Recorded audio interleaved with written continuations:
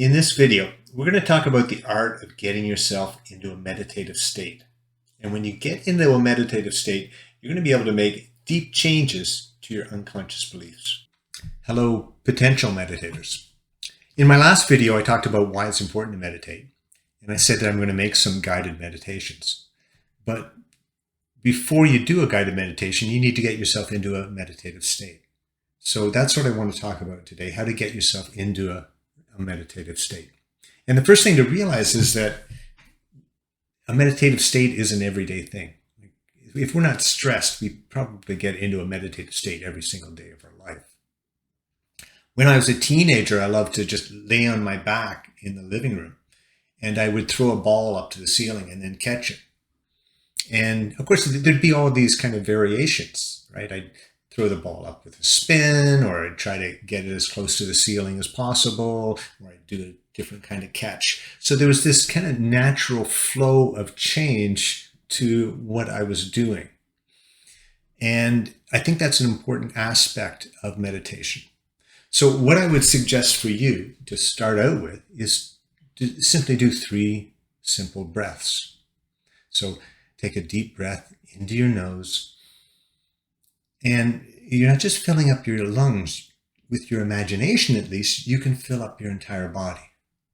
So breathe in, fill up your entire body, and then release out through the mouth. A real sigh, so you really get a relaxing effect through your entire body. So do that 3 times, and you'll be pretty close to a meditative state. Now, if you always use that method, then you're kind of losing out on the variability, the flow factor.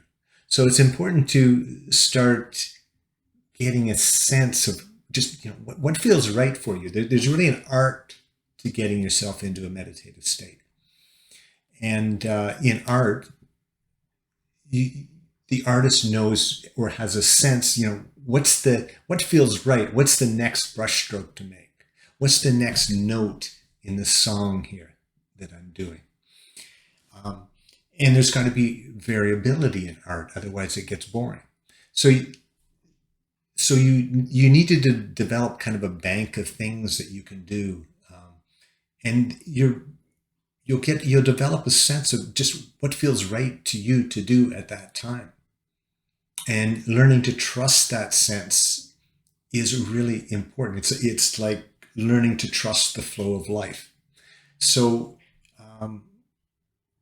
being able to get yourself into a meditative state is just as important as the meditation itself.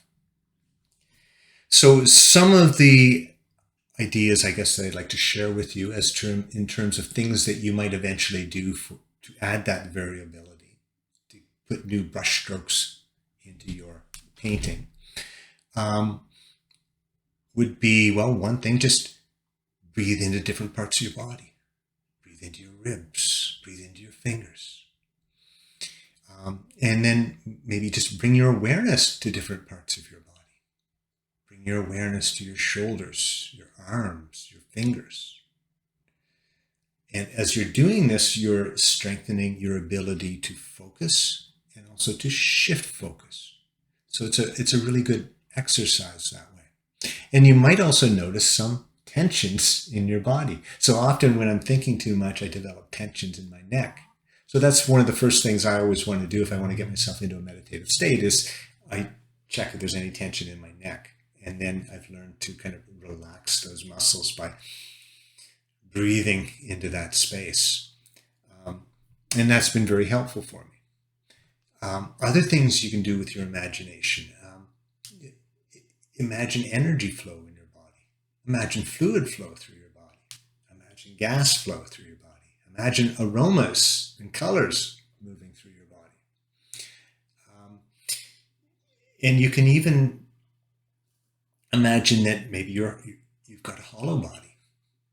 Or imagine you're the space around your body. Can you do that? So there's all kinds of cool little things you can do with your imagination. You could even imagine that you can smell horseradish through your ears if you want. You can do almost anything And I encourage you to do that. It's really an eye-opening experience if you just play with your imagination. Um, Another thing is to use your hands. They're called mudras, I guess, but I don't know the names or the meanings of the mudras. But I know there's something that feels very right about just moving your hands around in different ways. There's always something meaningful to it. So I would suggest moving your hands around as you kind of build these skills. Something else you might do with your hands is to place them over your heart, or over your gut, or over both. We often say, follow your heart, and that's very good advice. The Buddhists say that the heart is the center of the root mind. The gut, that's where we feel butterflies, right? That's our gut instinct, right? And our heart and our gut are quite closely connected. There's kind of an axis there. And it's a place that we can listen to. And the more we're aware of that, the more we bring our attention to our heart and our gut, the more we sense the strength of that. And the more we do that, the less we rely on our mind for everything, and we do trust our heart. And I think that's the most important thing that we can learn to do. Begin slowly. Don't try to do a whole bunch of stuff at once. It's not like do this, then do that, then do that. It's very slowed down. It's very rhythmic. It's very much about what feels right here. What's the next note in my song? So it's getting into a state of flow, really. That's what you're aiming for. And I can tell you, it's a really worthwhile skill, highly worthwhile, because you're going to be able to carry that into your life, right? It only takes a couple seconds to do a few breaths. So you're feeling tense. You've got something big to do. Get yourself into a flow state, and you're going to do it that much better. Hope you've enjoyed this, and I hope I'll see you for the guided meditations.